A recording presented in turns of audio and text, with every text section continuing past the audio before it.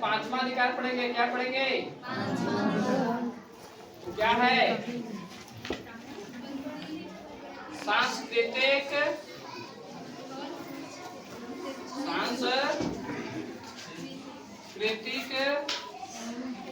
और शैक्षणिक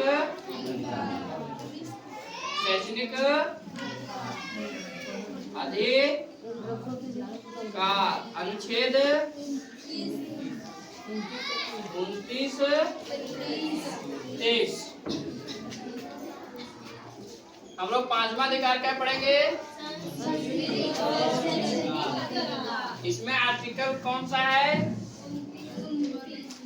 अनुच्छेद नंबर 29 क्या कहता है? कहता है किसी भी समुदाय या अल्पसंख्यक ही हो, ठीक है, क्या कहता है? किसी भी समुदाय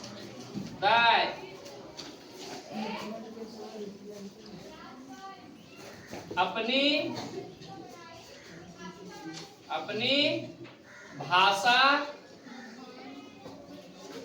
सांस्कृतिक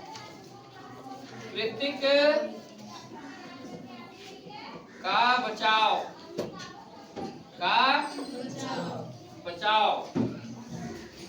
यह आर्टिकल हम लोग को कहता है कि अपना भाषा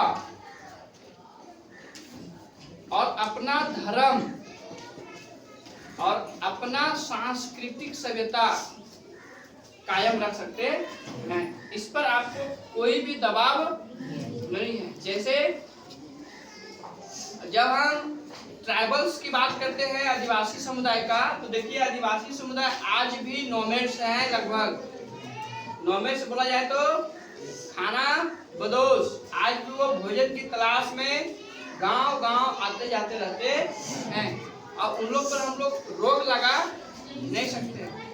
ये कहता है कि अपनी निजी जिंदगी में अपना भाषा, अपना धर्म, अपना संस्कृति के लिए ये सब को छूट दिया गया है। हम ना उसे धर्म परिवर्तन करा सकते हैं, वो अपनी सभ्यता को कैसे बचाएंगे उसको छूट है। और आप देखिएगा आदिवासी समुदाय जब जाइएगा आदिवासी स्थानों में, तो वे लोग तरह तरह के कार्यक्रम करते हैं कि नहीं करते हैं?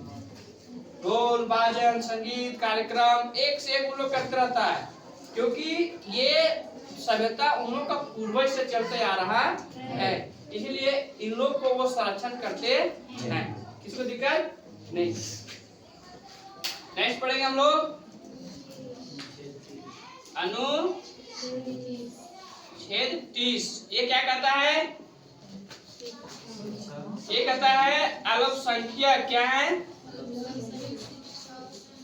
अल्पसंख्यक शिक्षा संस्थान क्या है? संस्थान खोल सकते हैं। अल्पसंख्यक किसको बोला गया समझिए? जिसकी जनसंख्या भारत में क्या है? कम है। उसको माइनॉरिटी कह सकते हैं कि माइनॉरिटी के आधार पर आपको अपना स्कूल खोलने का अधिकार दिया जाता है। आप देख रहे हो कि भारत में इसी के चलते आज कॉन्वेंट स्कूल है भारत में। कॉन्वेंट जिसका संचालन कहाँ से होता है? इंग्लैंड से। इसमें ईसाई धर्म का ज्यादा वहाँ पर क्या विशेषता है? सबसे ज्यादा उसी का धर्म के बारे में पढ़ाया जाता है। उसके बाद इसमें अगर ये लोग असमर्थ हैं तो सरकार इन लोग को क्या देगी? मदद देगी। किस आर्टिकल के तहत? सरकार क्या देगा इन लोग को? मदद देगा। ठीक है। जैसे कोई चाहेगा, जैसे होता है भारत में बौद्ध धर्म वाले हैं, तो बौद्ध धर्म वाले हमारे स्कूल में अगर नहीं आ पाते हैं, अगर आते हैं तो आप रोक नहीं सकते हैं। अगर नहीं आते हैं तो वो अपने समुदाय में स्कूल की स्थापना कर सकते हैं और उसमें सरकार उसको क्या करेगी, मदद करेगी। अन्यथा अल्पसंख्यक का कोई भी बच्चा भारत सरकार या राज्य सरकार द्वारा संस्थापित स्कूल हो या कॉलेज हो, वहां पर उसको एडमिशन से कोई रोक नहीं सकता, कोई नहीं रोक पाइएगा आपको। परंतु अगर ये लोग चाहेंगे कि हमें अलग स्कूल कॉलेज की स्थापना करें, हम अपना समुदाय के लोग यहीं पढ़े, तब भी इसको कोई रोक नहीं सकता। और इसमें सरकार इसको क्या करेगी, मदद करेगी, कोई दिक्कत किसी को नहीं। चल नेक्स्ट अधिकार क्या है,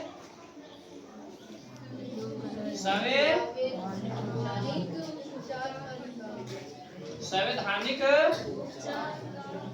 उपचार का अधिकार। आर्टिकल 32 देखिए, ध्यान देगा, अनुच्छेद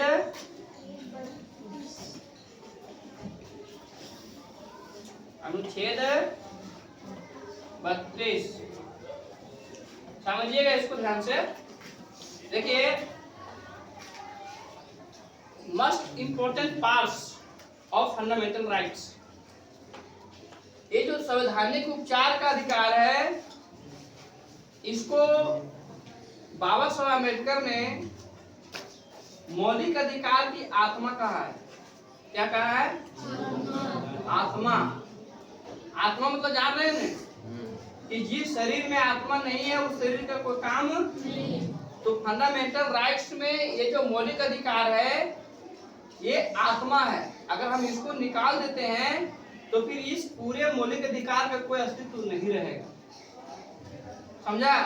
क्वेश्चन आएगा कि मौलिक अधिकार में किस अधिकार को आत्मा कहा गया है, तो संवैधानिक उपचार के अधिकार को क्या कहा गया है, आत्मा कहा गया है। किसने कहा है, भीमराव अम्बेडकर ने कहा है।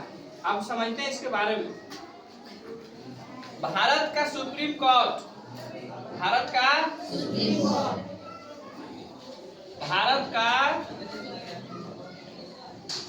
Supreme court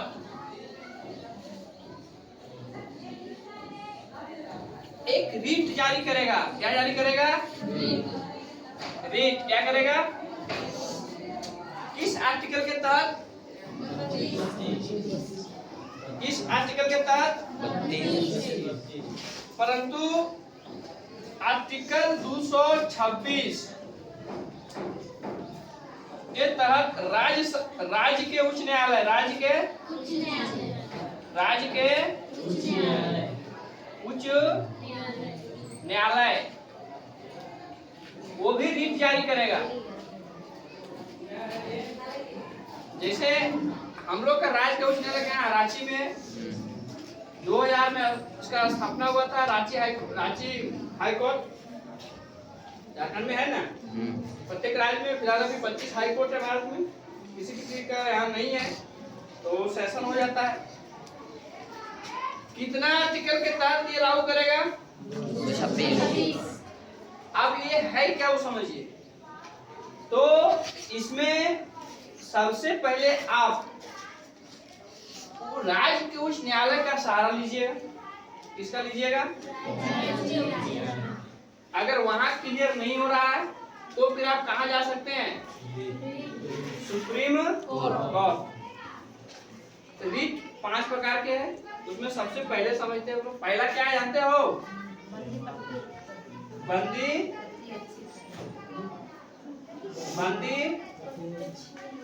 प्रत्यक्षीकरण। क्या है, हैबियस कॉर्पस। इसको इंग्लिश में क्या बोलते हैं, इसका मतलब होता है बंदी प्रत्यक्षीकरण। इसका मतलब समझाते हैं। इसका मतलब होता है शरीर को उपस्थित करो। अब ये क्या है समझिए। भारत में जितने भी व्यवस्था था अंग्रेजों के समय का, उसमें आप देखे होंगे या आप आगे क्लास में पढ़िएगा कि अंग्रेजों ने शक के आधार पर पॉलिटिकल प्रिजनर को, जो राजनयिक होते हैं या फिर जो आंदोलन करते थे क्रांतिकारी, इन लोग को शक के आधार पर भी जेल में डाल देते और वे लोग जेल में कब तक रहते थे इसका कोई गारंटी नहीं था। मतलब कि वो 10 साल जेल में है, 20 साल जेल में है, क्या कसूर है, क्या जुर्म है, क्या मतलब जुर्म किए हैं, इसका कोई गारंटी वो खुद नहीं जानता था कि हमें क्यों पकड़ा है पुलिस। हाँ, परंतु ये जानता है कि हम जेल में हैं। अब बताइए कि किसी भी एक आम पब्लिक को पकड़ के जेल में डाल दीजिएगा तो उसको कुछ अधिकार होना चाहिए कि अगर हमको आप जेल में डाले हैं तो किस कारण से डाले हैं। तो ये है कारण, क्या है, संविधान लागू होने के बाद आपके पास एक ऑप्शन है बंदी प्रत्यक्षीकरण। अगर आपको लग रहा है कि पुलिस हमको बिना अनावश्यक जेल में डाला है तो आप रीट के तहत यहाँ भी जा सकते हैं और यहाँ भी जा सकते हैं। और आप क्या गुहार लगाइएगा कि देखिए हमको क्या चीज का सजा मिला है, हमको वो बता दीजिए। बिना सजा का हम जेल में हैं तो ये तो लापड़े बात है। कोई व्यक्ति को पकड़ के डाल दिया जेल में, अब जेल में वो कहा है उसको कारण पता नहीं है। अगर वो व्यक्ति जुर्म नहीं किया है और उसको अगर आप जेल में रखे हैं तो वो व्यक्ति रीट के तहत सुप्रीम कोर्ट और हाई कोर्ट दोनों जगह जा सकता है और वो मामला फिर जांच होगा। तो वही कह रहा है शरीर की उपस्थित करो, मतलब जो व्यक्ति बंदी प्रत्यक्षीकरण का जो आदेश है जिसमें जो फॉर्मेलिटी है वो अगर सुप्रीम कोर्ट या हाई कोर्ट को भेजा है तो व्यक्ति को लाभ उस पर हम लोग जांच बैठाएंगे। अगर उसका कसूर होगा, अगर कोई उसमें मर्डर हुआ या हत्या किसी का किया होगा या चोरी किया होगा या बैंक लूटा हो गया या कुछ भी किया होगा तो फिर उसको क्या देंगे हम लोग। आज कुछ भी नहीं किया होगा तो उसको क्या करेंगे, छोड़ देंगे। क्या करेंगे, छोड़ देंगे।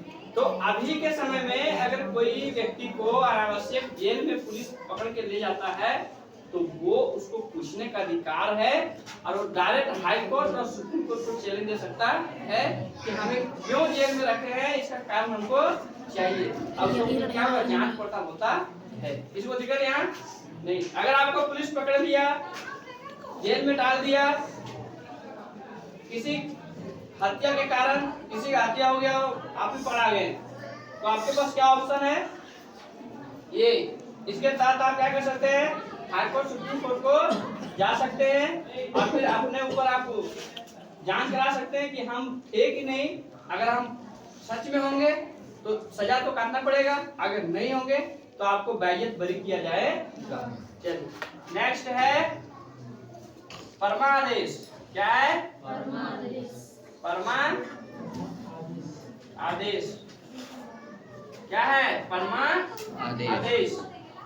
देखिए ये क्या कहता है, ये आदेश जारी करता है। किन लोगों को पता है, जो सरकार के कर्मचारी हैं, जैसे पुलिस हो गए, बॉर्डर पर सिक्योरिटी फोर्स हो गए, डॉक्टर हो गए, टीचर्स हो गए, अदालत में जज है, वकील है, हर एक व्यवस्था से जुड़े हुए कर्मचारी जो सरकार में क्या है, लगे हैं, सरकार के काम काज में, उसको ये आदेश देता है कि अपना काम जो आपका ड्यूटी है उसको निष्ठा पूर्वक कीजिएगा। मतलब आप अपना जो काम है वो क्या कीजिएगा, सही ढंग से कीजिएगा। जैसे एग्जाम्पल, रोड के किनारे कोई गाड़ी को चोर लोग ले जा रहा है, हैंडल तोड़ रहा है, लॉक तोड़ रहा है, बगल में एक पुलिस है, होमगार्ड है, उसका काम क्या है, उसको रोकना। आपके सामने हो रहा है, रोकना पड़ेगा ना। अगर नहीं रोका, वो आज चोरी हो गया, आज पता चला कि एक कांस्टेबल पे यहाँ पे ड्यूटी था, तो किसको दिक्कत है, नौकरी तक जा सकता है आपका। आपका नौकरी पे जा सकता है, क्योंकि आपके आंख के सामने क्या हुआ है, कांड हुआ है। आप इसका जवाब नहीं है, आप जवाब दीजिए, ऐसा क्यों होने दिए, जबकि आप वहां मौजूद हैं। तो सरकार ये आदेश जारी करता है कि जहां भी आप ड्यूटी पर है, अपना काम क्या कीजिएगा, अच्छे ढंग से निभाइएगा। वो कौन कहता है, परमानेंट आदेश। नेक्स्ट है तीसरा नंबर क्या है, प्रतिषेध। क्या है, प्रतिषेध। क्या कहता है, प्रतिषेध क्या कहता है, समझिएगा। परमा आदेश इसका मतलब होता है आदेश। क्या होता है, आदेश। अरे हो गया प्रतिषेध। क्या हो गया, प्रतिषेध। प्रतिषेध क्या कहता है, प्रतिषेध क्या कहता है, लिखे थे, बताइए। प्रतिषेध क्या कहता है, उच्च न्यायालय निजी मामला निचले अदालतों को अपना क्षेत्र से, जो उसका क्षेत्र के अंदर है, जो संभाल सकता है, वही मामला को लेगा। बड़े मामला को वो नहीं लेगा, यही कहता है। तो इसमें क्या होता है, उच्च न्यायालय आदेश जारी करता है। क्या करता है, या रोकता है। क्या करता है, रोकता है। किसको, निचली अदालतों को। क्या करता है, प्रतिषेध मतलब काम करना नहीं है। इसका मतलब ये कि नहीं काम करना है। कहाँ नहीं काम करना है, जो आपके क्षेत्र के अंदर नहीं आता है। जैसे आपको बोले थे कि आपके गांव में टेररिस्ट आ गया, आतंकवादी आ गया, इसको कौन संभालेगा, थाना संभाल पाएगा, थाना संभाल पाएगा, पुलिस इसको पूछताछ कर पाएगा। इसके लिए क्या बैठक होगा, बड़े बड़े NIA CBI ये सब आएंगे, उसको पूछेंगे कि आपका कहाँ से आपका संचालन होता है, आपको कहाँ से आपका हथियार आता है, आप लोग कहाँ से आए हैं। एक पुलिस के अंदर है सब, क्या थाना के अंदर है, जिला के अंदर ही सब आएगा नहीं। तो ये सब मामला किसमें, बड़े बड़े मामले में जाएगा, हाई कोर्ट जाएगा, सुप्रीम कोर्ट जाएगा। तो वो अदालत लोग इन लोग को रोकता है कि आप अपना क्षेत्र से बाहर काम नहीं कीजिए, जो आपके अंदर है उसको संभालिए, बाकी जो नहीं है वो ऊपर भेज दीजिए। उसके बाद क्या है, उत्प्रेषण। उत्प्रेषण उत्प्रेषण करता है ऊपर की अदालत, जैसे सर्वोच्च न्यायालय उच्च न्यायालय को आदेश देता है कि जितने भी निलंबित मामला है, जो सालों सालों से क्या हुआ आपके यहाँ दबा हुआ है, सालों सालों से आपके यहाँ पड़ा हुआ है, सालों से आपके यहाँ सड़ रहा है। जैसे भारत में 3 करोड़ मामला आज भी क्या है, पेंडिंग है, आज दबे हुए हैं 3 करोड़ मामला। एक डाटा के वजह से पता चला है कि भारत में 3 करोड़ मामला पेंडिंग है। तो ये कहता है, देखिए आपके यहाँ अगर मामला नहीं सुलझता है तो आप मामला क्या करो, आगे लाने का काम, तो आगे जांच होगा। कब होगा पता है, जैसे आपने केस लड़ा हाई कोर्ट से, हाई कोर्ट में केस लड़ते लड़ते डेट पर डेट, डेट पर डेट, तारीख पर तारीख, तारीख पर तारीख, आप परेशान हो गए। आप बोले कि हम हाई कोर्ट में आप नहीं जाएंगे, हाई कोर्ट फैसला सुनाता ही नहीं है। तो आप कहाँ चले जाइएगा, सुप्रीम कोर्ट। सुप्रीम कोर्ट क्या कहेगा हाई कोर्ट को, देखिए भाई साहब जो इसका केस फाइल था तो आपके यहाँ पेंडिंग है पिछले 10 सालों से, आप उस फाइल को क्या करो, आगे करो, मतलब मेरे पास लाओ। फिर आपका मामला कहाँ होगा, सर्वोच्च न्यायालय। ऐसे भी सर्वोच्च न्यायालय में बड़ा बड़ा मामला जाता है, राज्य का मामला जाता है, टैक्स का मामला जाता है, किसी यहाँ आतंकवादी हो गया उसका मामला जाता है। इन मामलों को नीचे अधिकार नहीं है सॉल्यूशन करने का, याद रखिएगा। चलिए लास्ट में क्या है, लास्ट में क्या है, अधिकार परीक्षालय। क्या है, अधिकार पीछा ले। समझिएगा, आप जो काम करते हैं आप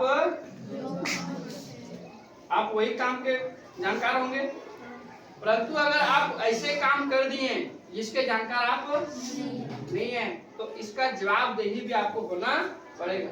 इसमें आपको पूछताछ होगा और इसी पूछताछ के में अगर आप गलत पकड़े जाइएगा या उसका आप जानकार नहीं थे और जबरदस्ती आप उसको छेड़ दिए तब आप पर कार्रवाई भी हो सकती है।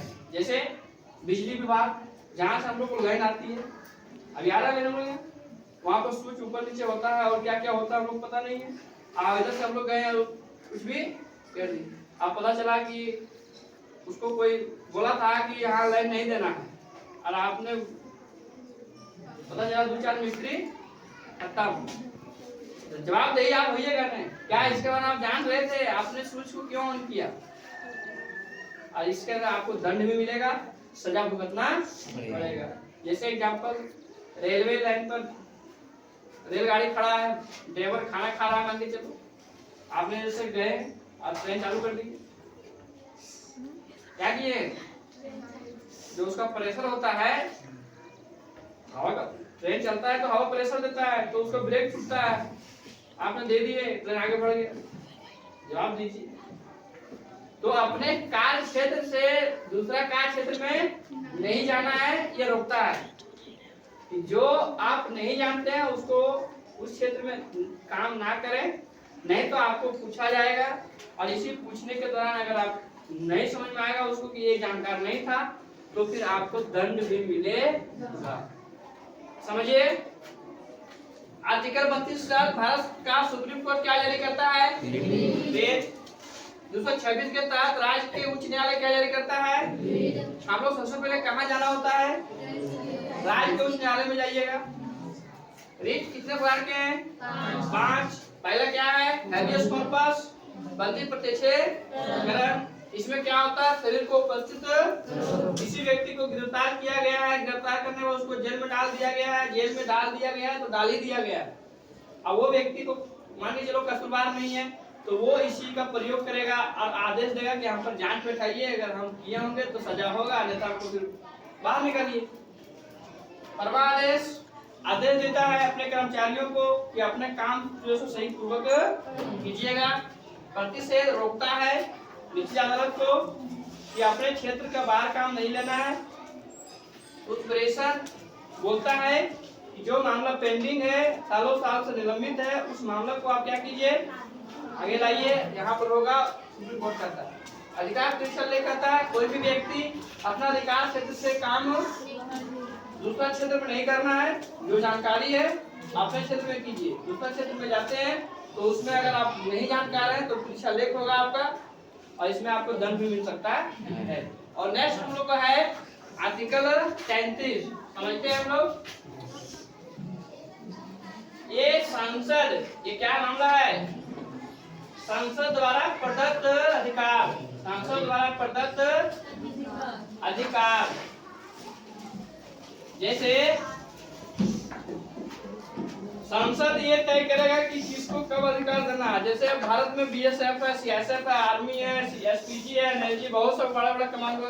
क्या हम लोग जितना उन लोग को अधिकार है बोलने का नहीं, क्योंकि वो लोग सरकार के अंग है और वो लोग को बोलने का अधिकार उतना नहीं है। वो रोड पर रोड जाम कर सकते हैं, वो सब क्या लोग अधिकार है, क्या लोग अधिकार है, क्या लोग स्ट्राइक कर सकते हैं। हम लोग ऐसा हम लोग आंदोलन करके घेर देंगे सीएम का भी घर, सब जाएंगे सीएम हाय हाय, सीएम हाय करते नहीं। हम लोग सरकार कैसा होना चाहिए, ऐसा होना चाहिए, क्या उन लोग को है ऐसा अधिकार नहीं है, वो सब गुप्त रखा जाता है। क्या रहता है, गुप्त। चलिए उसके बाद 34 कहता है मार्शल लॉ। क्या कहता है, मार्शल लॉ, मार्शल लॉ, सैनिक का शासन। इसका मतलब क्या होता है, जिस एरिया में लागू होता है उधर सैनिक का चलती होता है, उधर तुम्हारा अधिकार नहीं रहेगा, तुम्हारा अधिकार खत्म। तुम वहां जाकर बोलेगा तो छुड़ाएगा भी। तुम सोचेगा ना कि हमको बोलने का अधिकार है, तो इधर के एरिया में जाएगा ना जिधर संवेदनशील इलाका है, जहाँ मार्शल लॉ लग गया है, 144 जहाँ पर लगा हुआ है, जिस एरिया में जहाँ राष्ट्रपति संचालित हो रही है, उस जगह पर आप मिस्टेक से भी नहीं बोलिएगा, ये तो ये कुटाम होगा ना। आप भुला जाइएगा कि हमारा अधिकार कुछ मिला था। बहुत मारेगा ये सब, दौड़ा मारेगा, क्योंकि इस एरिया में इन लोग का सिर्फ चलता है, आम पब्लिक का नहीं चलता है। आपको बोले थे कि इन लोग के एरिया में शांत स्वभाव रहना पड़ता है, शांति से आना जाना भी शांति से होगा। जैसे एग्जाम्पल, आप राष्ट्रपति भवन के बगल से गुजर रहे हैं, आप पीएम के आवास से बगल से रोड रहेगा ना, और रोड तो किसी का पीएम का है नहीं, पर उसका आवास है पीएम का, मान के चलो। तो इधर गार्ड लगा हुआ रहता है, आप गाड़ी से आ जा रहे हैं, बस आप आ जा सकते हैं, यहाँ रुक नहीं सकते हैं। जैसे रुकिएगा पीछे से देना शुरू, आप रुक नहीं सकते। जैसे रुकिएगा, बहुत देर अगर रुक गए हैं तो आपको पकड़ लेगा उसको कि आप इतने देर यहाँ क्यों रुके, आप जान रहे हैं कि यहाँ पीएम आवास है, आप क्यों रुके, जवाब दीजिए और फंस जाइएगा। हाँ, कुछ बेटर कुछ सवारी वगैरह उतर रहा है तो अलग बात है, तो लेकिन आप सोचिएगा कि हम गाड़ी लगा देंगे यहाँ और फोन चालू कर देंगे, आप बोल देंगे हम तो पीएम आवास के बगले में हैं, वीडियो को देखिए, अब कहीं तुम 10 मिनट 15 मिनट 20 मिनट वहां जाके रुक गया बाबू, तब तो तुम जाएगा, फिर वो नहीं बचा पाएगा, फोन वाला नहीं बचा पाएगा। अब फोन वाला होगा कि फोन वाली होगा, आप जानिए। दूसरी बात, राष्ट्रपति भवन है, यहाँ इसका पूरा ब्लॉक होता है एरिया, आप रोड है, आप आ जा सकते हैं, कोई दिक्कत नहीं, किसी को आने जाने कोई रोक नहीं किसी को, बस रुक नहीं सकते, आप रुक नहीं सकते। आप सोचिएगा कि हम रुक जाएं और गाड़ी यहीं छोड़ दें और भाग जाएं, तब वो पकड़ाइएगा कि गाड़ी आप यहाँ क्यों छोड़े। हो सकता है उसमें आरजीएक्स होगा, हो सकता है उसमें बम होगा, कुछ भी हो सकता है। तो इसलिए इन इलाकों में हम लोग का मौलिक अधिकार कुछ तक क्या होता है, प्रतिबंध लग जाता है। ठीक है, कोई दिक्कत किसी को? चलिए 35, ये भी सांसद से बना कानून होता है अधिकार का, ठीक है, ये भी अधिकार होता है। जैसे अब समझिए कि जहां दंगा होता है, क्या होता है, तो उस जगह पर राष्ट्रपति शासन लागू हो जाता है, सैनिक शासन। आपको टाइम देगा, कितना टाइम में आपको निकलना है, कितना टाइम में मार्केट कीजिए, तुरंत घर आ जाइए, आपका वहां कोई अधिकार नहीं बोलने का। अब ये उसको नहीं पूछेगा पुलिस प्रशासन को कि हमको क्यों नहीं निकलने देते आप, क्योंकि उस समय वहां पर आपका मौलिक अधिकार क्या किया था, उस एरिया में रद्द किया था। आप वहां नहीं बोल सकते क्योंकि सेंट्रल फोर्स होता है, ऊपर से उन लोगों का दबाव होता है, आप हल्का भी चौचाई किए ना ले खत्म, तोड़ देगा नेशनल। चलिए अब हम लोग समझते हैं नागरिक का अधिकार पढ़े, क्या पढ़े, भारत का नागरिक होने के वजह हम लोग ये सब पढ़े कि चलो हम लोग भारत का नागरिक हैं, हम लोग को एक अधिकार है। पर क्या विदेशी नागरिक जो भारत आते हैं, टूरिस्ट में आते हैं या घूमने आते हैं जैसे, तो क्या ये अधिकार उन लोग को भी है? बताइए, क्या ये अधिकार उन लोग का है? तो उन लोग को भी कुछ कुछ अधिकार है। उन लोग को क्या क्या अधिकार है समझिए। जैसे देश के किसी कोने में वो पासपोर्ट वीजा बना के आए हैं अपना देश में, तो वो घूम सकते हैं, इसमें उसको कोई रोक नहीं सकता है। कुछ खा पी सकते हैं, किसी होटल या रेस्टोरेंट में उसको रह भी सकते हैं, इसमें उसको कोई रोकता नहीं। कहाँ रोकता है उसको? नंबर 1, सरकार के विरुद्ध आप आंदोलन नहीं कर सकते हैं। यहाँ पर आपको मौलिक अधिकार नहीं मिलेगा विदेशी नागरिक को, समझा? विदेशी नागरिक को भारत में आने के बाद उसको सरकार के विरुद्ध आंदोलन करने का कोई अधिकार नहीं है। दूसरी बात, जब तक आप भारत का सिटीजन नहीं है तब तक आप भारत में ना जमीन ले सकते हैं, ना यहाँ पर आप परमानेंट रह सकते हैं। परमानेंट आप कैसे रहिएगा जब आप नागरिक नहीं है तो वीजा बना के आइएगा, तो उसमें डेट रहता है कितने डेट को आपको क्या करना है, लौट जाना, आपको लौटना ही पड़ेगा। नहीं तो अगर डेट फेल हुआ तो फिर आपको समस्या हो जाएगा। फिर एम्बेसी से बात होता है, दोनों देश के एम्बेसी से बात होगा, व्यक्ति को प्रूफ करना पड़ता है कि हाँ ये व्यक्ति है, ये व्यक्ति है, नहीं है, प्रॉब्लम है, क्यों नहीं है, तो बहुत समस्या फंस जाइएगा। इसीलिए वीजा रहते समय आपको निकलना चाहिए। अब नहीं निकलिएगा तो आप समझिए कि घर आ जाइएगा, फिर आपको कोई नहीं पहचानेगा यहाँ, क्योंकि वीजा आपका डेट फाइल है, तो आपको वहाँ हवाई अड्डे पर जाने नहीं मिलेगा। तो इससे होता है पुलिस को, देखिए इसका वीजा फाइल है, एक्सपायरी है, ये कौन है आप नहीं जानते। नेक्स्ट उसके बाद संगठन भी नहीं बना सकते हैं वो सब, संगठन है कोई सभा नहीं कर सकते हैं बैठ के, किसी के विरोध सरकार हो या कोई भी प्रशासनिक क्षेत्र हो, वो अलाउ उसको नहीं है। और उसको अलाउ क्या नहीं है, किसी भी देश में आकर आप धर्म कन्वर्ट नहीं करा सकते हैं। ऐसे पकड़े जाओगे तो दिक्कत होगी आपको। आप आए इंग्लैंड से, आए अमेरिका से, आए ऑस्ट्रेलिया से, और यहाँ के छोटे वर्ग या समुदाय या ट्राइबल्स एरिया को आप जाकर वहाँ पर धर्म क्या कर रहे हैं, कन्वर्ट कर रहे हैं। अगर ऐसे में आप पकड़े जाइएगा तो फिर आप वहाँ का कानून के अनुसार आपको क्या होगा, जेल होगा। इसमें कोई दिक्कत किसी को नहीं, किसी को दिक्कत। तो हम लोग का अधिकार और उन लोग का अधिकार में अंतर है, क्योंकि हम लोग यहाँ का नागरिक है, इसलिए इतना अधिकार मिला है। और हम लोग का अधिकार में रोक है, कहीं कहीं आपको बोले थे जहाँ मार्शल रहेगा, सैनिक शासन रहेगा, राष्ट्रपति शासन रहेगा, ऐसे जगह पर हम लोग का भी मौलिक अधिकार क्या होता है, कहीं कुछ हद तक प्रतिबंध लगा दिया जाता है। और यहाँ हम लोग क्या होता है, मौलिक अधिकार का आर्टिकल 12 से 35 पूरा तरह से